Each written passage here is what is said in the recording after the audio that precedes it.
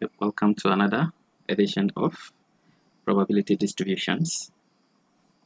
Today, let's look at continuous distributions. And before then, let's take a review of what we did the last time. We spoke about discrete random variables. And first, we tried to define what a random variable is. We said it's a variable that assumes numerical values that are determined by the outcome of an experiment. So by extension, a distribution that is arising from a discrete random variable, we call that the discrete probability distribution. And that coming from a continuous case, we call that the continuous random variable. So examples that we use under the discrete probability distributions were the binomial distribution and then the Poisson distribution. So in the binomial distribution, we looked at the number of trials, that is our n, and x being our number of successes. So the probability of getting x successes, we said that was equals to n choose x multiplied by the probability of a success. P is the probability of a success raised to the power x multiplied by 1 minus probability of a failure, that is 1 minus p raised to the power n minus x. So we said 1 minus p because in the binomial distribution you have only two possible outcomes. So whether it's a success or whether it's a failure. And each of these have a different probability. So let's take the success to be p. If we add that to the success of the failure, we should get 1. So by extension, we can find the missing one. Let's call that x, plus x equals to 1. So x is equals to 1 minus p. So this is how we get the probability of the failure. So in the Poisson case, we had probability of x random variable equal to small x. So we said this was equals to e raised to the power lambda. Then we have lambda raised to the power x all over x factorial.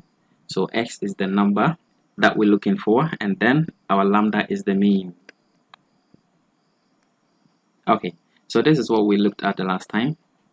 Today we want to look at what continuous random variable and the continuous probability distributions are. First, we have the probability of xi. So let's say with x is the continuous random variable, and then small x are the values of x, capital X. So each of the small values, there is a probability associated to it. So from xi, let's call that x1, x2, up to somewhere xn. These are the values and the x.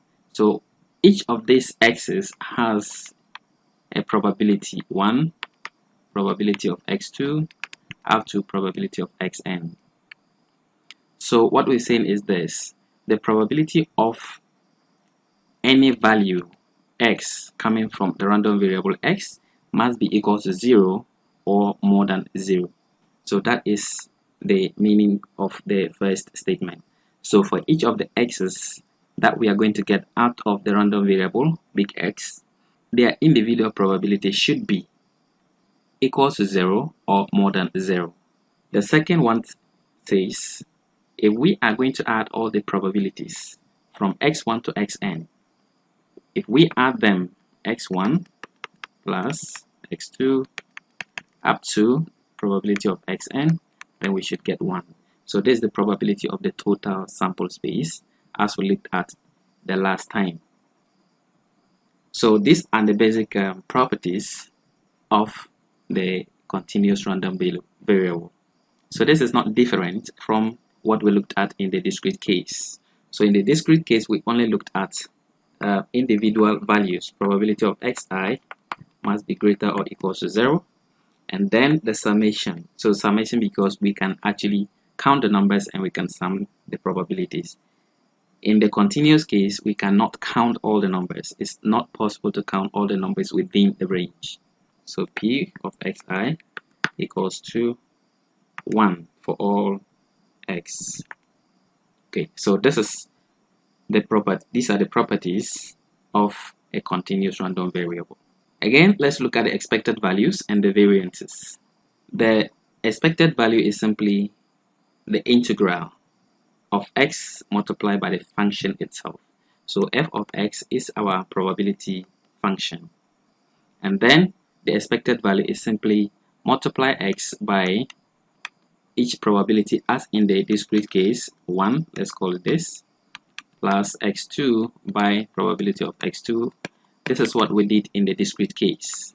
Okay, but here it is not possible to have individual values as this. The reason is that we cannot count all the numbers. So from A to B, any value within this range is included. So if we are going to do the addition like we did in the discrete case, we are definitely going to leave out some values. So that is why we're taking the integral. So it's going to be like a graph. Let me put it this way so that we have A to B. So the integral is simply the area under this if we must take an integral.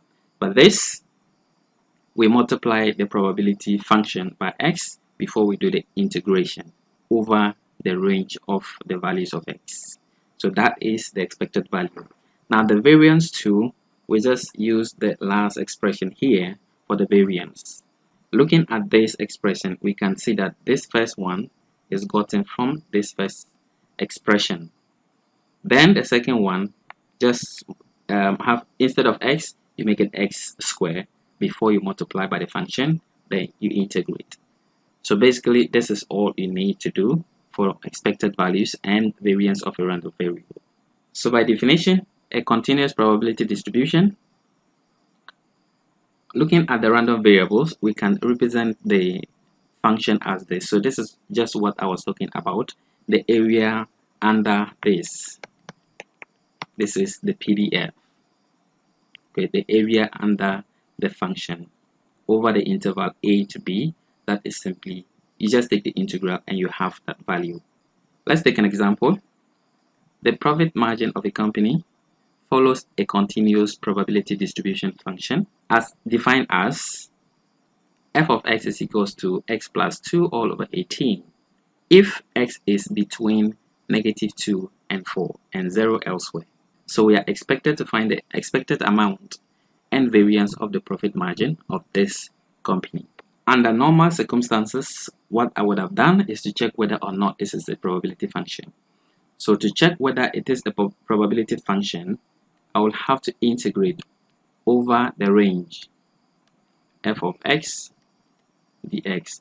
If this is equals to 1, then I say it's a probability distribution. Anything less or anything more than 1, it is not a probability distribution. So we're not going to do this check, we just go ahead to solve the problem as we are expected to. So I'm going to assume that this is a probability distribution. That is why we are asked to find the expected value and the variance of the profit margin of the company. So expected value, as we said, is equals to the integral x multiplied by f of x dx over the range from -2 to 4. So this is equals to, let's bring in the f of x values, -2 to 4, x multiplied by x plus 2 all over 18, then dx. Now x plus 2 over 18, we can have it, we can split that in 2. This is equals to x over 18 plus 2 over 18. So we can have two integrals by splitting it, x over 18 plus 2 over 18. So if we are going to do that, then we'll get x, the first expression, that is x over 18 dx plus integral over the range x multiplied by 2 over 18 dx. Now we're still seeing the x here because we are multiplying from here, we are multiplying the whole x plus 2 over 18 by x. So if I'm going to split it in 2, then the x will have to be distributed inside. So that is why we still have the x going through the two of them. So let's take this one after the other. So if integral of x over 18 dx is equals to, let's open up the bracket for -2, then we have x squared over 18 dx. This we can pull out the constant, that is 1 over 18. So we have 1 over 18 integral -2 to 4 x squared dx. In case you have forgotten your calculus, this is how we integrate. If I have a function y is equals to x to the power n, and I want to integrate this is what I will do. Write the function as it is, add 1 to the power, and divide the whole function by the new power, that is n plus 1. So in our case, I'm going to have 1 over 18. Then the integral will not come again because I'm not going to do this magic here. So I have x, this is x squared, so I have x to the power 2 plus 1 all over 2 plus 1. Over the range, I will still have to bring the range, -2, just a straight line, and you put the values on top. That is -2 and then 4, close the brackets. This is just the first one alone. So let's have this equals to 1 over 18 x to the power 3 over 3 over the range -2 to 4. What we're going to do inside the bracket is to put the 4 inside the expression x3, x to the power 3, so that we have 18 4 to the power 3 over 3 minus, we put -2 inside, -2 to the power 3 over 3, and this will give us 1 over 18. Now open up your brackets. 4 to the power 3 is 64 all over 3. Then I have minus, and 2 to the power 3 is -8. -2 to the power 3 is -8. So negative will be positive 8 over 3. This is equivalent to, let's open up 18, 64 plus 8, and that would be 72 over 3. Okay, now 1 over 18, 72, I can't write 72 as 18 multiplied by 4 all over 3, so that this 18 will take care of that 18. So everything will now be 4 over 3. That is for the first expression. Now I'm going to take the second part of the integral. So that says -2 to 4. So we had 2 over 18. So if you multiply the 2 by x, you get 2x over 18 dx. Again, let's filter out the constant, factorize out the constant, then we are left with just x dx.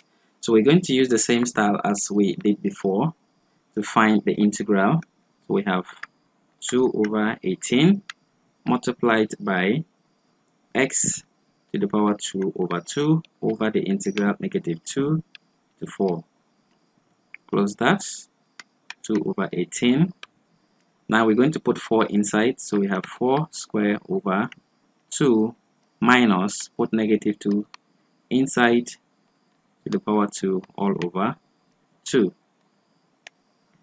So we get this to be 2 over 18, bracket open. Then we have 4 square is going to be 16 over 2 minus -2 square is 4 over 2. So let's do the mathematics there, and we get 2 over 18, bracket open, 12 over 2. So we can do some cancellation here. 2 will cancel 2 because we are multiplying. So we now have 12 over 18, we can have this as 6 divided by multiplied by 2 all over 6 multiplied by 3. So this is possible, and once this is possible, we just cancel out 6, leaving 2 over 3.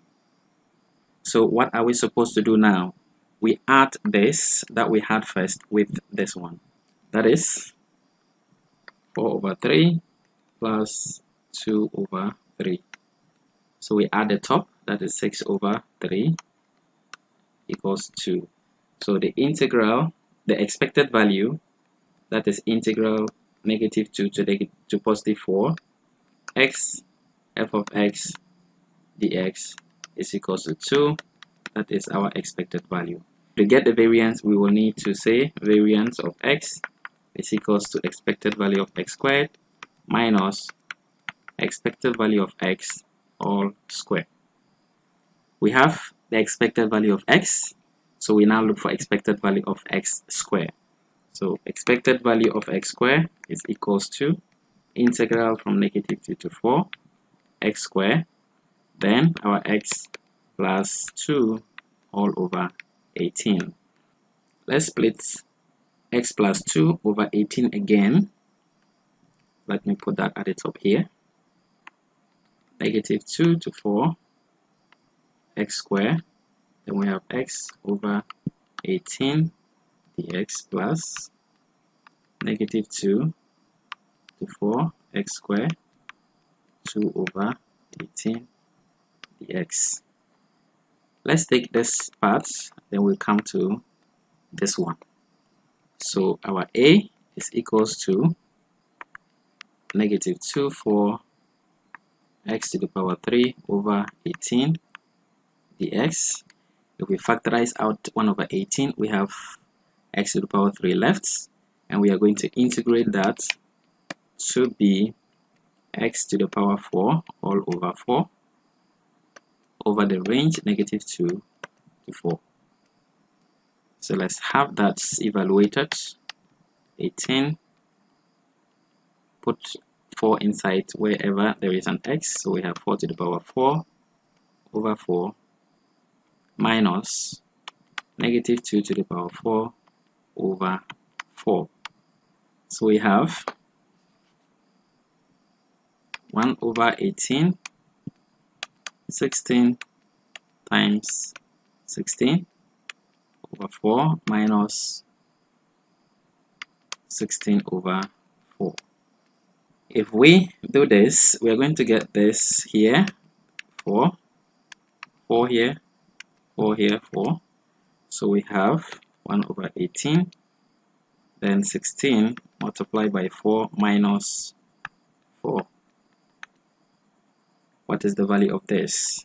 So we have 1 over 18 multiplied by, this is 64.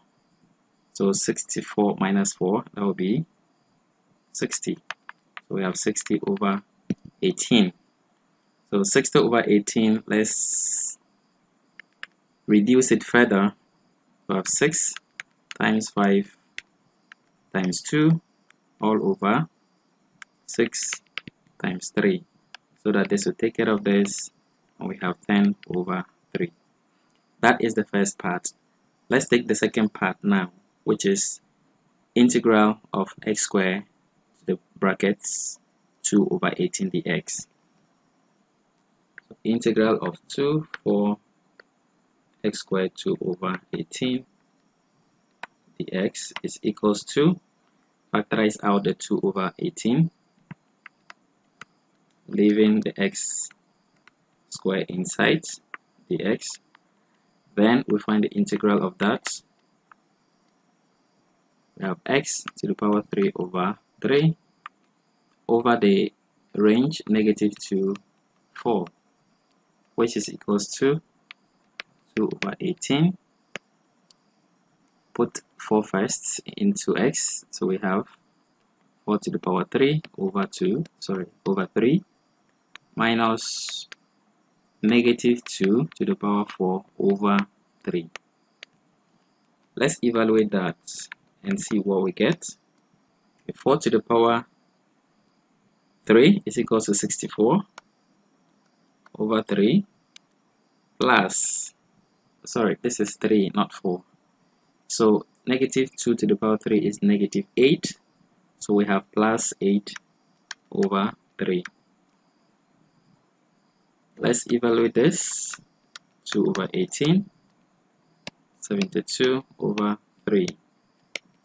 And we can do the small mathematics again to have 2 over 18 multiplied by 72, it's 18 multiplied by 4 all over 3. So 18 can cancel 18. And what we are left with is just 2 times 4, which is 8 over 3. Alright, so with this one, we bring what we did first, which was equals to 10 over 3. So expected value of x squared is equals to 10 over 3. Then we can now add our 8 over 3, and that will give us 18 over 3. 18 over 3 is the same as 6 multiplied by 3 over 3. So that 3 can cancel 3, leaving 6. Now variance of x is equals to, let's state that again, all square.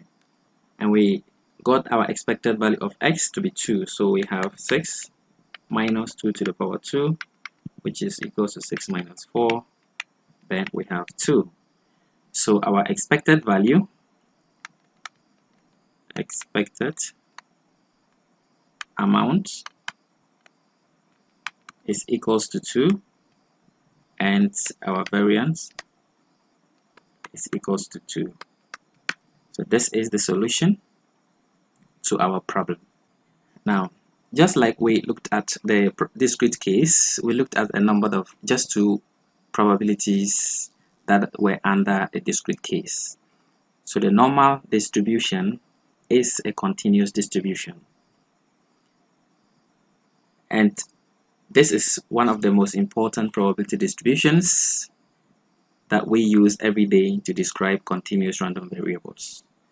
So its probability distribution has a bell shape, and this is the function that gives us that bell shape. When the mean is equal to 0 and the standard deviation is equal to 1, then we call it the standard normal distribution.